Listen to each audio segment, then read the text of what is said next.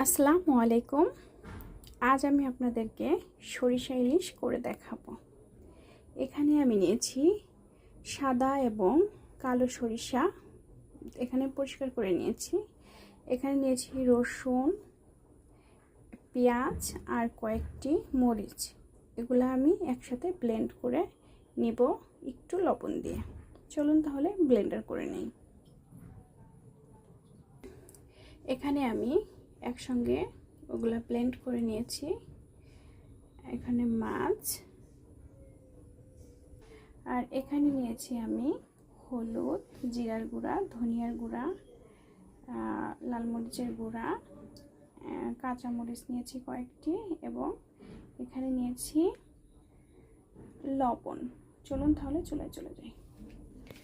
চুলায় চলে এসেছি, চুলাটি গরম করে নেব। এখন আমি কড়াইয়ে তেল ঢেলে দিব। যেহেতু সরিষা ইলিশ, তো সরিষার তেলটা একটু বেশিই দিবেন। এখন আমি দিয়ে দিচ্ছি সরিষা যে একটি মিশ্রণ তৈরি করেছিলাম, এটা দিয়েছি আমি রসুন, পেঁয়াজ আর সরিষা, কয়েকটি কাঁচামরিচ একসঙ্গে ব্লেন্ড করে নিয়েছি, সেটাই দিয়ে দিলাম। এখন আমি সুন্দর করে মশলাটি কষিয়ে নেব, সুন্দরভাবে কষিয়ে নিব। এখন আমি দিয়ে দিব যে মশলা গুঁড়াগুলো রেখেছিলাম, যেমন হলুদের গুঁড়া, জিরার গুঁড়া, ধনিয়ার গুঁড়া, মরিচের গুঁড়া আর লবণ একটু বুঝে দিবেন, কেননা আমি মশলাটি যখন ব্লেন্ড করেছি সেখানে লবণ ব্যবহার করেছি এবং মাছের সঙ্গে লবণ মাখিয়ে রেখেছি। সব কিছু কড়াইয়ের মধ্যে দিয়ে দিচ্ছি। এগুলা একটু নাড়াচাড়া দিয়ে নেব।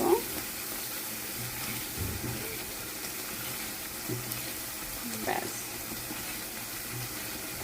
ফুটতে শুরু করছে। মশলাটি কষানো হয়ে গেলে বুঝতে হবে, তেল ছেড়ে দিবেন, তাহলে বুঝতে পারবেন যে প্রায় হয়ে আসছে। এখন আমি মাছগুলা দিয়ে দেব।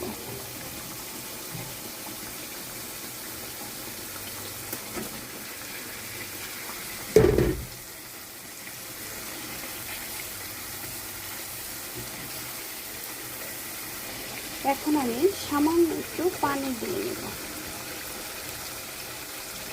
ব্যাস, এখন ঢাকনা দিয়ে ঢেকে দিব 15 মিনিটের জন্য।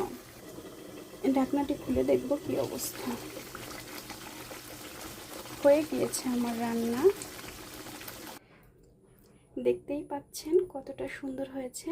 যদি এই ভিডিওটি দেখে আপনাদের একটুও ভালো লেগে থাকে, অবশ্যই লাইক করবেন এবং সাবস্ক্রাইব করে দিবেন। আজ এ পর্যন্তই। আল্লাহ হাফেজ।